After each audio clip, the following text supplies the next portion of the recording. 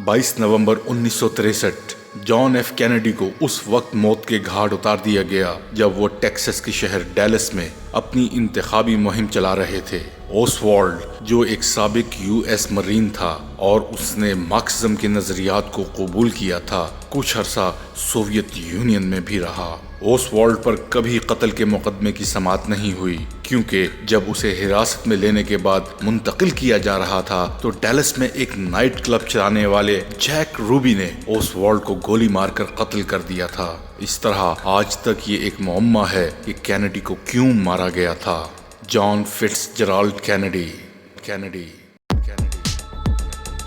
JFK کے نام سے شہرت پانے والے کینیڈی 29 مئی 1917 کو بروکلن، میساچیوسیٹس، ریاست ہائے متحدہ امریکہ میں پیدا ہوئے۔ وہ ایک امریکی سیاستدان تھے جنہوں نے 20 جنوری 1961 سے لے کر 22 نومبر 1963 کو اپنے قتل تک ریاست ہائے متحدہ امریکہ کے 35ویں صدر کے طور پر خدمات انجام دیں۔ کینیڈی ایک امیر اور سیاسی طور پر بااثر خاندان میں پیدا ہوئے۔ ان کے والد جوزف پی کینیڈی ایک کامیاب تاجر تھے اور بعد میں انہوں نے برطانیہ میں امریکی سفیر کے طور پر خدمات انجام دیں۔ کینیڈی 8 بہن بھائیوں کے ساتھ پلے بڑھے جن میں ان کے بڑے بھائی جوزف کینیڈی جونیئر اور ان کے چھوٹے بھائی رابرٹ ایف کینیڈی شامل ہیں جو امریکی سیاست میں بھی نمایاں شخصیات بنے۔ کینیڈی نے مختلف اعلیٰ تعلیمی اداروں سے تعلیم حاصل کی جن میں لنڈن اسکول آف اکنامکس اور اس کے بعد ہارورڈ یونیورسٹی میں داخلہ لیا جہاں کینیڈی نے 1940 میں بیچلر آف آرٹس کی ڈگری حاصل کی۔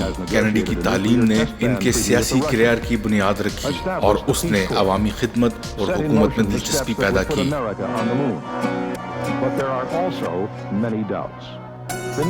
دوسری جنگ عظیم کے بعد کینیڈی نے امریکہ کی بحریہ میں خدمات انجام دیں۔ اس نے پیسیفک تھیٹر کی کمانڈ کی۔ 1943 میں ان کی کشتی کو ایک جاپانی ڈسٹرائر نے ڈبو دیا تھا جس کے نتیجے میں 2 ارکان ہلاک ہوئے۔ اپنے بچ جانے والے عملے کے ارکان کو بچانے کے لیے دلیرانہ کوششوں نے انہیں نیوی اور مرین کی کور میڈل کے ساتھ ساتھ پل ہارٹ بھی حاصل کیا۔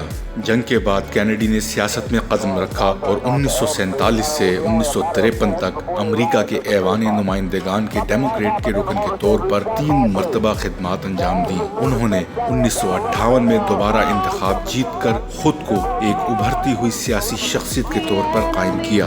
1960 میں کینیڈی نے ریاست ہائے متحدہ امریکہ کے صدر کے لیے اپنی امیدواری کا اعلان کیا۔ انہیں اپنی ہی پارٹی کے اندر سے ایک سخت بنیادی چیلنج کا سامنا کرنا پڑا لیکن بالآخر ڈیموکریٹ نامزدگی حاصل کر لی۔ عام انتخابات میں کینیڈی کا مقابلہ ریپبلکن امیدوار رچرڈ نکسن سے تھا۔ امریکی تاریخ کے قریب ترین صدارتی انتخابات میں سے کینیڈی نے نکسن کو آسانی سے شکست دی اور 43 سال کی عمر میں صدر منتخب ہونے والے سب سے کم عمر شخص بن گئے۔ بطور صدر کینیڈی نے کئی اہم ملکی اور خارجہ پالیسی اقدامات پر توجہ دی۔ انہوں نے شہری حقوق، اقتصادی ترقی اور خلائی پروگرام کی توسیع کی وکالت کی۔ کینیڈی نے 1962 میں کیوبا کے میزائل بحران کے دوران، یہ بحران اس وقت پیدا ہوا جب امریکی انٹیلیجنس کو پتہ چلا کہ سوویت یونین خفیہ طور پر کیوبا میں جوہری میزائل کے اڈے قائم کر رہا ہے، جس سے امریکہ کو اپنی سلامتی خطرے میں محسوس ہوئی۔ اس کے جواب میں کینیڈی نے 22 اکتوبر 1962 کو قوم سے خطاب کرتے ہوئے امریکی عوام کو میزائلوں کی موجودگی کے بارے میں آگاہ کیا اور اعلان کیا کہ کیوبا سے شروع ہونے والے کسی بھی حملے کو امریکہ کے لیے براہ راست خطرے کے طور پر دیکھا جائے گا، جس کے لیے اس کی مکمل حمایت کی ضرورت ہے۔ سوویت یونین کے خلاف انتقامی رد عمل ایک فطری سی بات ہے۔ انہوں نے اس بات پر زور دیا کہ امریکہ کیوبا تک جارحانہ ہتھیاروں کی مزید ترسیل کو روکنے کے لیے کیوبا کے گرد بحری کوارنٹین یا ناکہ بندی نافذ کر دے گا۔ کینیڈی نے واضح کیا کہ امریکہ اپنی سرحدوں کے اتنے قریب جوہری ہتھیاروں کی موجودگی کو کسی صورت میں برداشت نہیں کرے گا۔ دراصل کینیڈی اس بحران کا پرامن حل تلاش کرنا چاہتے تھے اور اس کے لیے انہوں نے بیک چینل ڈپلومیسی سے کام لیا۔ سوویت یونین کے وزیر اعظم نکیٹا خروشیف کے ساتھ شدید بات چیت کی۔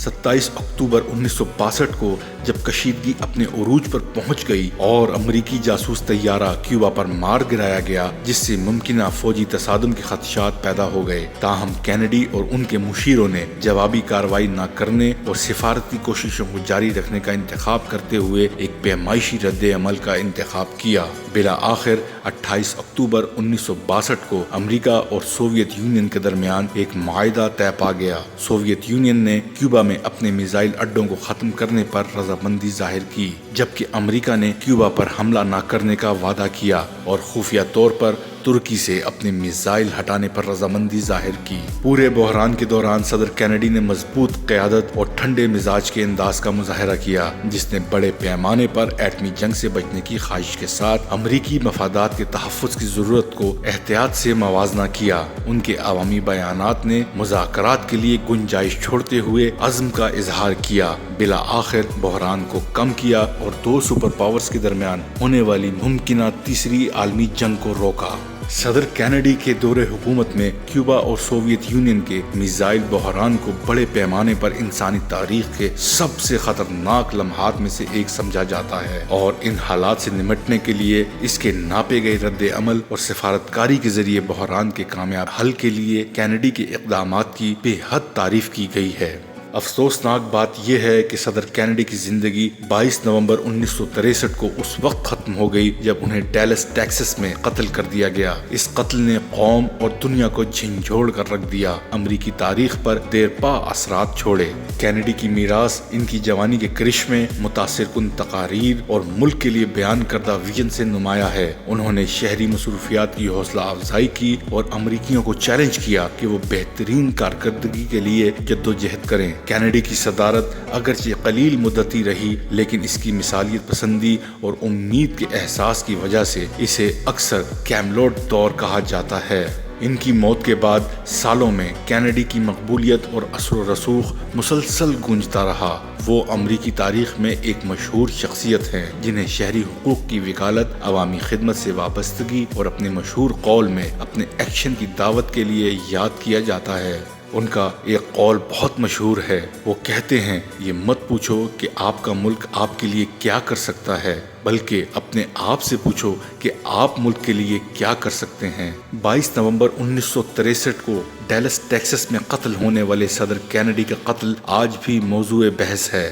وارن کمیشن کی طرف سے کی گئی سرکاری تحقیقات نے یہ نتیجہ اخذ کیا کہ لی ہاروی اوسوالڈ نے صدر کینیڈی کو Texas school of book depository کی 6ٹھی منزل کی کھڑکی سے گولی مارنے میں تنہا کام کیا۔ اس کے بعد اوسوالڈ کو گرفتار کر لیا گیا، لیکن 2 دن بعد پولیس کی حراست میں جیک روبی نے اسے قتل کر دیا۔ تاہم کئی سالوں کے دوران متعدد سازشی نظریات اور متبادل مفروضے تجویز کیے گئے ہیں جو قتل میں اضافی افراد یا گروہوں کے ملوث ہونے کی طرف اشارہ کرتے ہیں۔ ان میں سے کچھ نظریات یہ اشارہ کرتے ہیں کہ اوسوالڈ ایک بڑی سازش کا حصہ تھا، جبکہ دیگر کا دعویٰ ہے کہ کینیڈی کی موت کے لیے مختلف افراد یا تنظیمیں ذمہ دار تھیں۔ یہ سازشی نظریات CIA، مافیا، حتیٰ کہ اعلیٰ سطح کے سرکاری افسران کے ملوث ہونے کی طرف بھی اشارہ کرتے ہیں۔